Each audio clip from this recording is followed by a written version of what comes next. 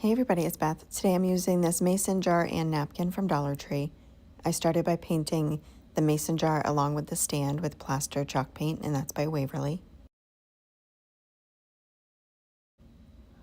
Next, I am taking the napkin and cutting off a section, and I cut the section a little bit larger to make sure it covers completely. I remove the second layer from the napkin. I then place a layer of Mod Podge on one side of the mason jar, not including the lid. I dry that Mod Podge completely.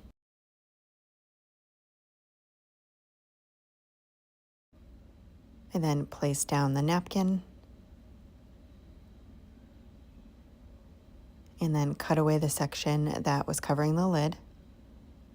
I smooth it out with my hands at first, and then I place some parchment paper down and use my travel iron to reactivate the Mod Podge and smooth out the napkin, and that will get rid of most of the bubbles and wrinkles.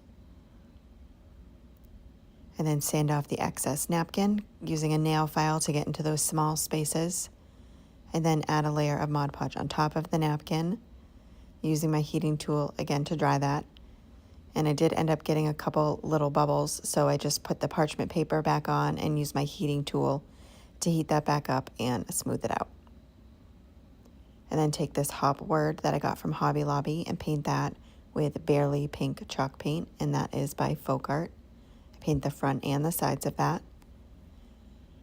Once I have that done, I am taking this acrylic nail brush, and it has a little metal ball on the end, and I dip that in Plaster chalk paint and make little polka dots throughout the word.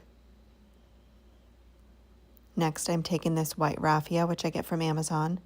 I wrap it around where the jar and lid meet, making a knot over to one side and leaving the tails long.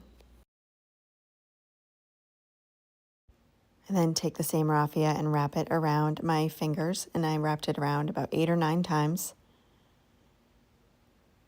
And then pulled it off my hand, pinched it in the center, and took another piece of the raffia and wrapped it around a few times in the center.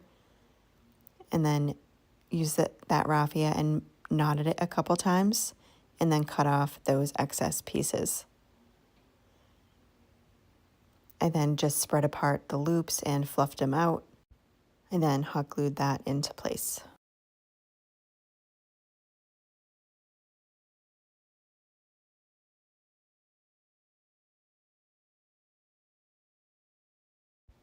And for the word, I'm taking tacky glue and brushing that on the back of it to place that down. You can use hot glue. I just find with these smaller words, the tacky glue works a lot better and it doesn't make such a mess. And then place that down, and then use my heating tool to dry that glue and make sure it was fully adhered. That is it for this project. Thank you so much for watching.